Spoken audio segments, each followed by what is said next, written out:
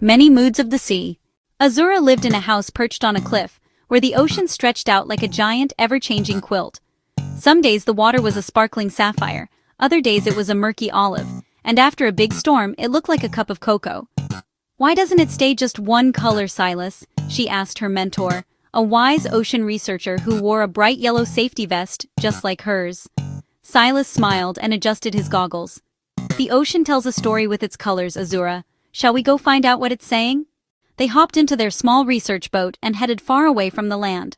Out here, the water was a deep, brilliant blue. Azura leaned over the railing, staring down into the crystal-clear waves. It felt like she was looking into a bottomless sky. "It's so blue out here!" she shouted over the sound of the engine. She reached her hand toward the water, watching the sunlight dance in the ripples. Silas cut the engine, and the world went quiet. "In the deep, open ocean, the water is very clean," he explained, holding a clear glass jar filled with seawater. "When sunlight hits this deep water, the water molecules absorb the red and yellow light, but they reflect the blue light back to our eyes. It's like the ocean is a giant mirror, specifically picking out the prettiest blues to show us." He held the jar up, and even in the glass, the water looked pure and bright. Later, they steered the boat toward a calm bay near a cluster of rocky islands. As they got closer, the deep blue faded away, replaced by a vibrant, glowing green. "It looks like an underwater meadow," Azura exclaimed. She noticed tiny ribbons of seagrass swaying below, but the water itself had a lime-colored tint. Silas nodded, pointing to the water's surface where tiny swirling patterns emerged. Azura scooped up a small sample of the green water and looked at it through a magnifying glass. "I don't see any grass in here," she whispered, "but it's still green." She squinted, trying to see the secrets hidden in the liquid. The water felt thick and full of life, shimmering under the lens. "That green color comes from billions of tiny guests," Silas said. He pulled out a large, detailed chart showing microscopic plants called phytoplankton. These tiny organisms have something called chlorophyll, just like the leaves on trees. They use it to turn sunlight into food. When there are millions of them in the water, they turn the whole ocean into a beautiful shade of green.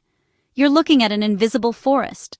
As the sun began to dip lower, they headed back toward the beach near the mouth of a large river. A heavy rain had fallen the night before, and the water here was a thick, muddy brown. It didn't look clear like the blue water, or bright like the green water. "It looks like the earth took a bath," Azura noted, watching the brown waves crash against the sand. Azura knelt down at the water's edge and let a wave wash over her hands.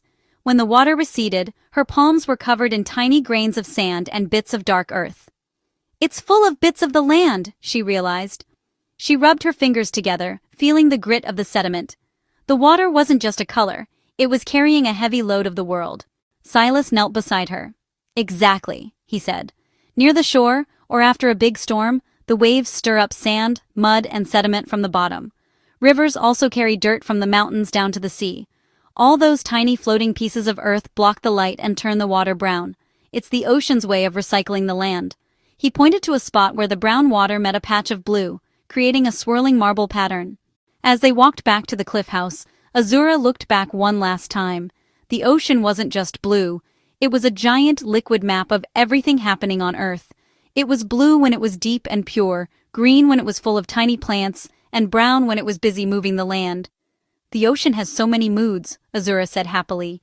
Silas nodded. "And now, you know how to read them all."